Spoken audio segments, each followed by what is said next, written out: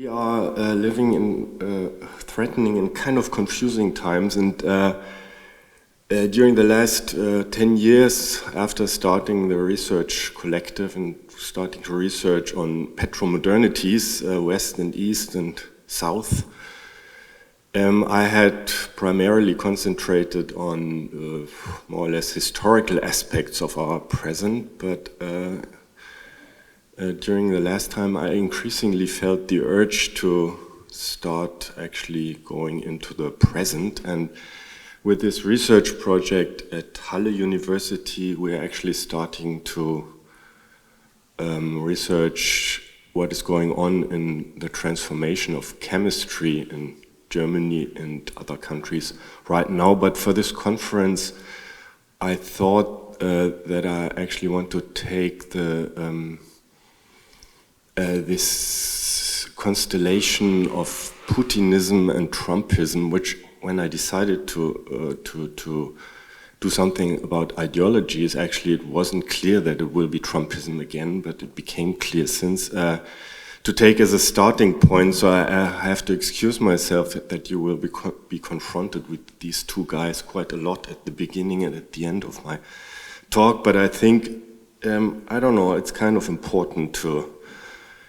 reconsider basic aspects of petromodernities under this, very contemporary aspect of, well, like how modern is this still? How modern has petromodernity been from the beginning? And is it possible to take modernism out of petromodernity, or is it, like you have to skip it altogether or whatever? So, yeah, and I also have to admit that I wasn't able to end my confusion with thinking about this, but you'll see.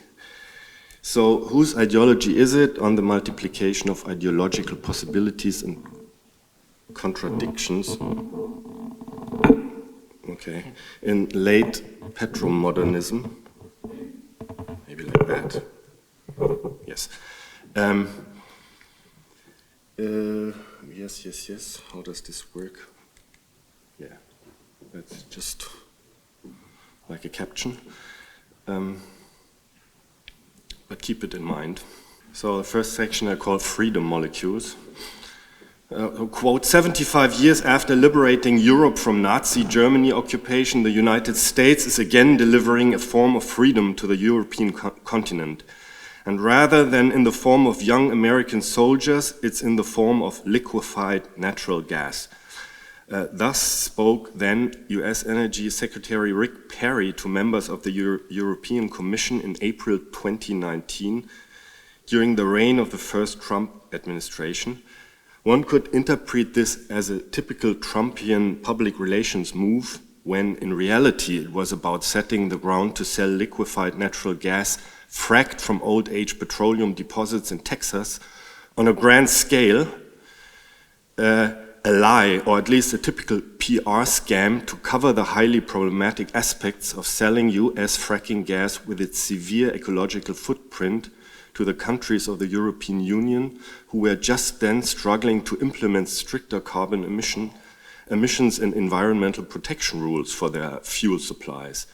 In retrospect, the move turned out to bear prophetic qualities, though, when leading European Union countries tried to draw out of the dependency on Russian gas as a reaction to the latter's assault on the Ukraine in 2022.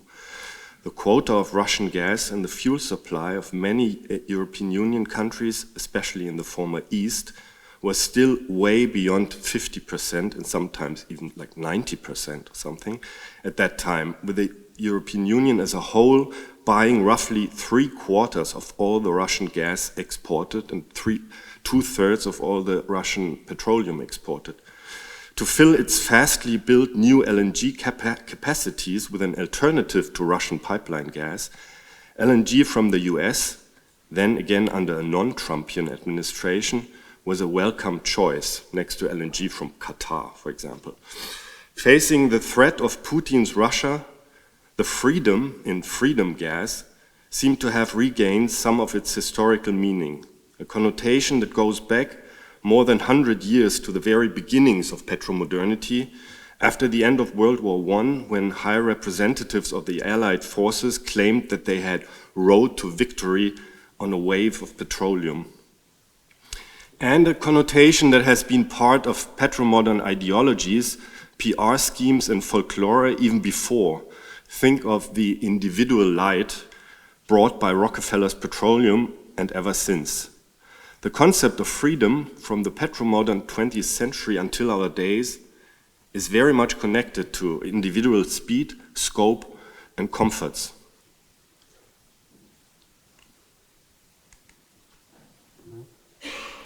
Let's keep our dreams big. Doesn't this claim from a 1959 Standard Oil advert celebrating the 100th anniversary of the American petroleum industry sound uncannily Trumpian? Trump designated Chris Wright, CEO of an oilfield service company by the name of Liberty Energy, to be his coming leader of the Department of Energy. Quote, "There is no climate crisis and we are not in the midst of an energy transition either," Wright said in a video posted to his LinkedIn profile last year. It is important to notice how much Trump's neo-petromodern program owes to its classic historical predecessors and where it differs. Even in the heydays of petromodernity, or better, until then, petroleum technology was considered to be a bridge technology to something more advanced and less dependent on deplenishing natural resources. So it's maybe only a phenomenon of what Stephanie Ménager called petromelancholia or tough oil times, that this knowledge of a bridge technology actually was, so to say, erased.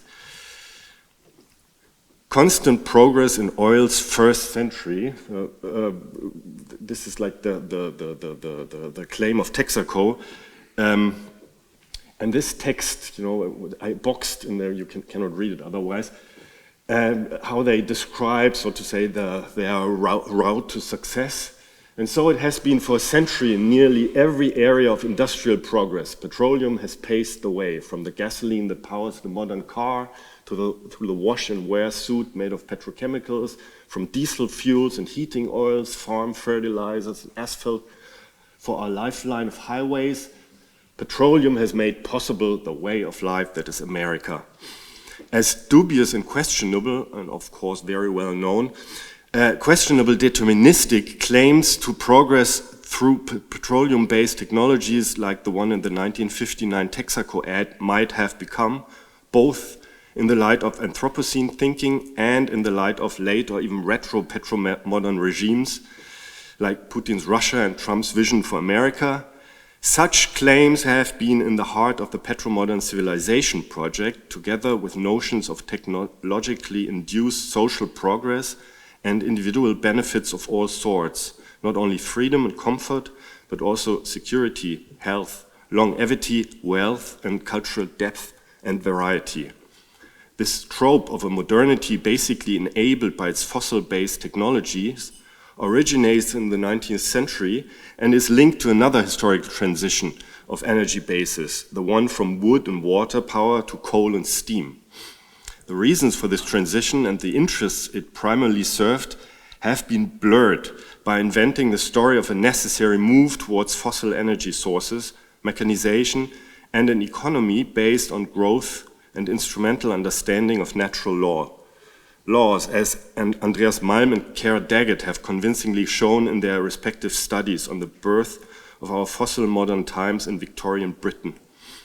The techno-utopianism and determinism of the 19th century, still prevalent in the California thinking of our times, has worked as a kind of mythological machine, enabling a naturalization of developments that primarily originate in decisions by industry leaders and politicians. Radical early socialist visionaries like Fourier opted for a different relationship between humans and nature, putting human labor in the mediating center again. But the mainstream of socialist thought, following Marx Engels, decided differently by adopting the coupling of technological and social revolutions as the motor of civil modernization.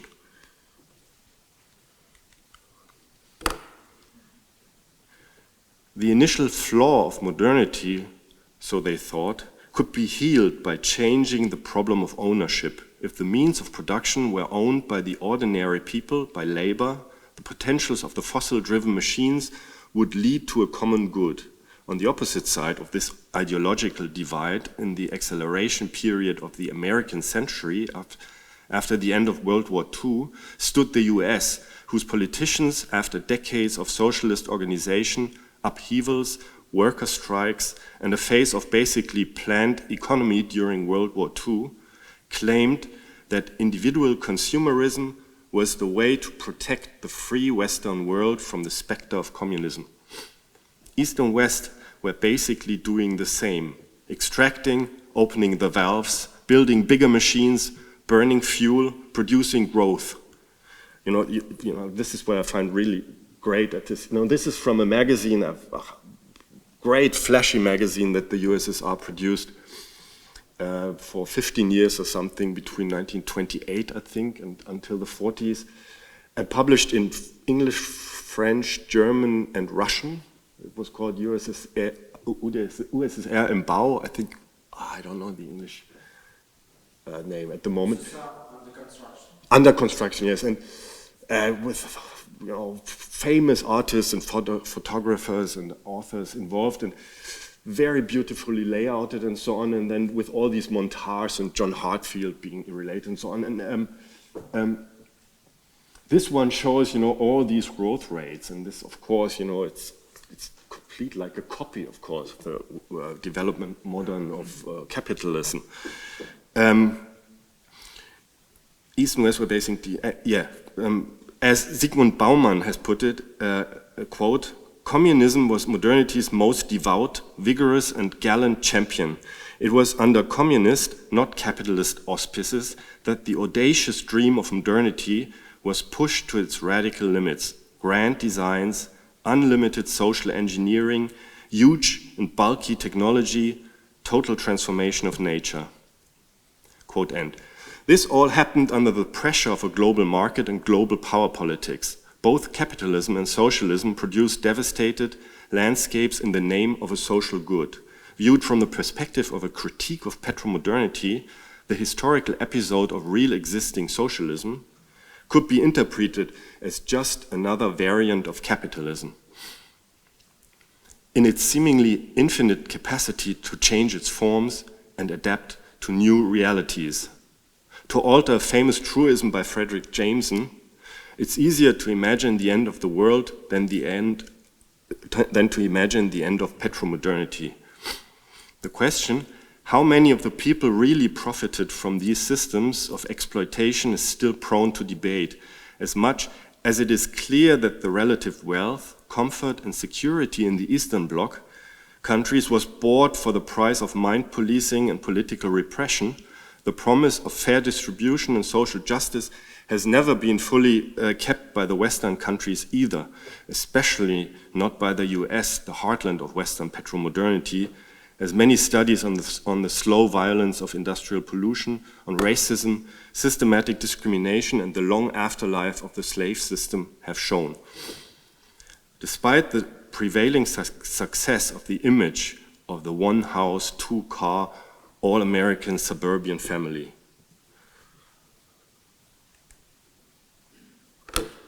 not to mention the prices the colonial and post-colonial countries had to pay and are still paying as the regions to which many of the ecological problems, and others of course, of extractivism were externalized. What is their standing in petromodernity? The images on this slide are taken from an artwork by the artist Sana Sorabi. I had the honor to work with her in my Petromelancholia exhibition in Rotterdam, and I also showed this installation there, which is called Rhymes and Songs for OPEC. So that was a project shortly before the whole thing as a utopian idea actually fell apart. Very shortly, the record was released like weeks before the outbreak of the Iran-Iraq war, which were of course two of the most important partners in the OPEC coalition by then, at that time. And it shows how actually it was an idea to, with the help of petromodernity's wealth and ideas and so on, build something like a southern modernity belt. And as you see, the recipe, you know, is like an LA recipe there in these images. The images stand pars pro toto for many post-colonial petromodernities around the globe. It all started with a lot of promises and expectations towards a development following the Western/Northern model of either capitalist or socialist modernization. And then at some point it turned out differently. Short passages of peaceful developments and democratic experiments were followed by long-lasting dictatorships, civil wars, religious fundamentalist governments, and in most cases extremely corrupt regimes in which the extraction of petroleum and other natural resources served only a very small elite while destroying the fundaments of a functioning, self-sustaining life for many. Like almost proverbial, the oil curse in Nigeria, for example, in the Niger Delta. Or it took the form of a relatively stable petromodern development, which from the beginning contradicted fundamental values of Western modernity, like in the case of Saudi Arabia or Persia before the 1979 revolution. Looking at the parallel development and spectacular successes of the German fascist version of petromodernity, in between the Soviet Union and the US in the 1930s, which to acknowledge stays problematic for obvious reasons until today, it becomes clear that the project of modernity, at least in its techno-deterministic understanding, that is, as a utopian petromodernity, has long gotten used to a plethora of hard contradictions and, in fact, if taken seriously, aporias. A kind of matrix of ideological possibilities within the petromodern discourses emerges. On the axis of progress, there are liberalism/neoliberalism, both as economic and political projects, republicanism and democratic movements, social democracy, and socialism/communism. On the axis of reaction, one can list state or individual dictatorships, fascism, colonialism and post-neo-colonialism, economic and cultural hegemony, in brackets, empire. As we have already seen, elements from both axes can be combined more or less freely without leaving the petromodern matrix. Developments on both axes are also brought into direct, necessary relation with liberation and emancipation movements and their counter-movements, directed against, for example, religion, monarchy and feudalism, patriarchy and discrimination of all sorts. That's following the path of European Enlightenment, and then in newer times against colonialism, racism, heteronormativity, and very lately speciesism or ableism. Their claim is to free, enable and strengthen slaves, peasants, workers, women, people of color, people of LGBTQ communities, or also very lately animals or plants. As complicated as it has turned out to define the pillars of modernity, leading into a discourse about several modernities instead, it seems to become quite clear that the regimes or dispositives we have gotten used to call petromodernities are capable of keeping dynamics even more contradictory, up to the point of full-out anti-modern elements incorporated in a version of petromodernity. The principle of externalizing its own ideological contradictions by projecting the evils or dark aspects of petromodernity on the colonial/extractivist other is visible in the title images of magazines from the 1970s, the time of the first oil crisis. Quote, fossil fuels helped create both the possibility of 20th century democracy and its limits. Quote, and writes Timothy Mitchell on carbon democracy, drawing a connection between technical and infrastructural decisions in social organization. He continues, quote, political possibilities were opened up or narrowed down by different ways of organizing the flow and concentration of energy, and these possibilities were enhanced or limited by arrangements of people, finance, expertise and violence that were assembled in relationship to the distribution and control of energy. Quote end. So far, so good. But what is to be done with Putinism and Trumpism and with fabulously rich Russian oligarchs or petrostates like Qatar and Saudi Arabia financing the major spectacles of the globalized Western world like trademark arts institutions, universities, or soccer teams and tournaments. How many? 5, okay. And through doing so, fiddling with the social glue that holds together the increasingly fragile fabric of democratic societies. In his interpretation of Putinism and the petrostate of Russia, Alexander Etkin analyzes the clash between a new kind of reflexive, ecologically aware modernity that's shaped in reaction to the Anthropocene hypothesis and the realities of climate warming, which he calls Gaia modernity, and a reactionary paleo-modernity heralded by Putin's Russia or Trump's Make America Great Again program. Quote, Paleo-modernity defined progress in terms of the expanding use of nature. The more resources were used and the more energy consumed, the higher was a civilization. For Gaia modernity, in contrast, the further advancement of humanity requires less energy used and less matter consumed per every new unit of work and pleasure. The two types of modernity present opposite relations between nature and progress. Quote end. As intriguing as the imagination of a radically reformed post-petromodern Gaia modernity being in conflict and eventually replacing a Stone Age form of modernity as fossil modernity is, does the current highway to an ecologically reformed version of the industrial civilization, going by the name of a Green Deal, really imply transitioning beyond the mindset and economic framework of extractivism? Think of all, well, I'll leave that out. Given all the promises to big industry and startups and the money behind them for revenues and increased shareholder value, it doesn't seem likely that the primary principles of an economy based on growth, which were shaped by the infusion of fossil fuels and materials into political order led by a class ready for capitalism, are going to vanish just like that. Remember the quote at the beginning by Andreas Malm. I'm coming to an end. Altering another famous sentence, this time by Bruno Latour, the question in the light of its earlier and ever repeated promises could also be, have we ever been petromodern? The prevalent current visions of a sustainable future, in my eyes, resemble much more a post-petromodernity with significantly less petroleum in it, but the same ideological foundations, than a Latourian Gaia modernity. With the question still open, what exactly has defined modernism as distinct from petromodernity? Etkin writes, the real threat wasn't the arbitrariness and moral weakness of postmodernism or petromodernism, if you like, but stop modernism, the drive to withdraw from basic achievements of modernity.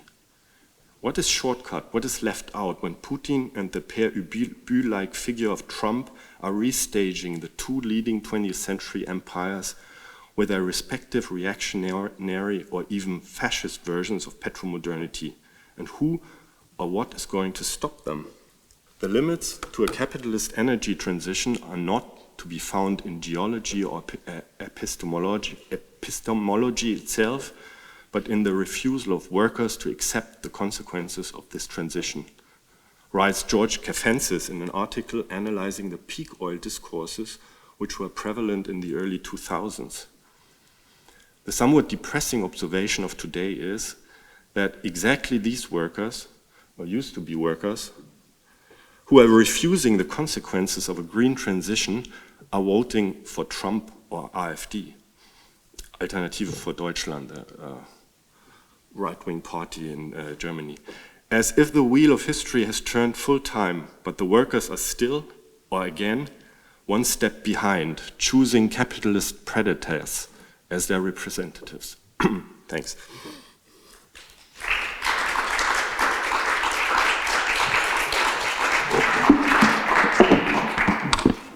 Thank you, Alexander. So we have time for discussion. Alexander, thank you for the very interesting presentation and the talk. I rather have a question that maybe follows upon the last point that you have that you have opened up, the question of the workers and maybe resistance to the far right and the peak oil complex, as you have pointed out. Because I will I will be talking about something similar. So I'm curious, why do people let's say, why does the working class and the middle class that is not profiting from this petro regime that you have pointed out, why are they voting against their interests and support like leaders like Trump and Putin? I would be very interested in your ideas. Why do you think it is so, or what do they offer these subaltern groups that makes them vote against their interests? Thank you.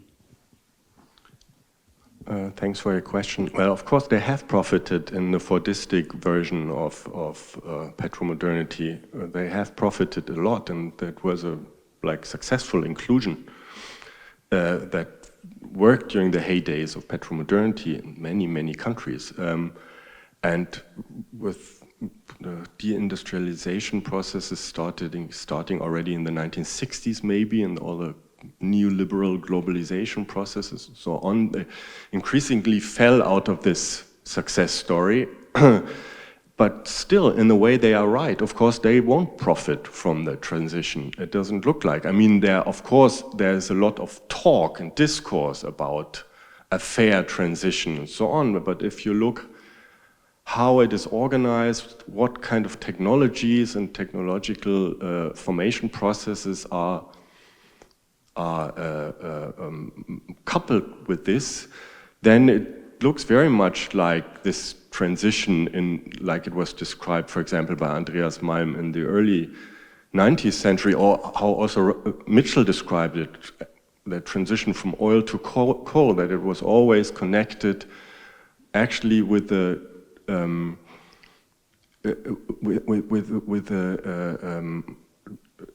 taking power away from the working class, that had just established a certain stage, so to say, of historical developments. And you could say, well, the power has already been taken away, but somehow it seems to be attractive to cling to the phantom of that petromodern agency instead of believing that they will regain strength in a reformed ecological modernity. And I think they are right about that. I mean, they really have to change mindsets and reorganize themselves.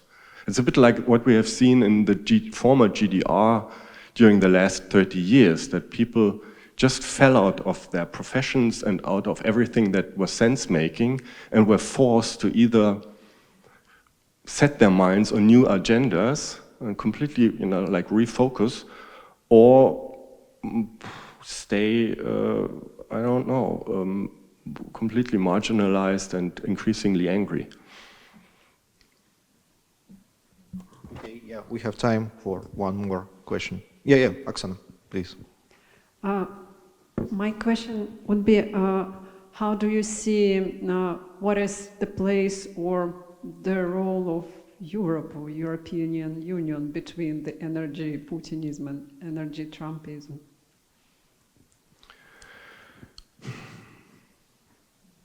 I mean, the main question of my talk and the main question that I'm tackling with at the moment is whether it makes sense to cling to certain value aspects, ideological, as elements of modern or even petromodern ideology at this time, in order to be able to draw out of it.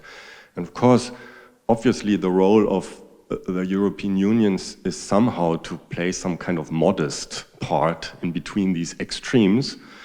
And like the German government has been doing for the last years, though it is hated for it at the moment, to kind of pragmatically try to push this transition. But like I said, it leads into a lot of contradictions, and it seems that on a discursive level, it gets increasingly different to defend it, and that was, my concern. How do we actually argue in this situation, and on what horse do we bet, so to say? For a long time, I thought, well, I'm for very radical subversive, you know, out of everything position anyway. I'm not represented, so to say. And then for some time I thought, no, now it's different. Now it's quite clear what you have to bet on and what, you know, what is good and what is bad. And this has become increasingly complicated again, as we see that, like in peak oil, people believed that there would be some kind of natural end of the whole thing, and a natural, like a possibility almost like naturally opening up in history to transform also into a different political and economic regime. But it has become totally clear that this is not the case. Peak oil doesn't happen, of course. Oil will never run out, gas will never run out. But also all the apocalyptic reasoning does not function because it's completely appropriated by the right. So we have to stop using it. So now how to argue in this position? And that, of course, also makes the European Union position difficult because the only actors successful at the moment are basically following a completely traditional capitalist development path, you know, which is extractivist and so on, which just postpones all the problems. You know, take the petroleum out and then lithium, whatever is the problem of the future. You know, it's CO2, of course, is not the only problem that we are facing.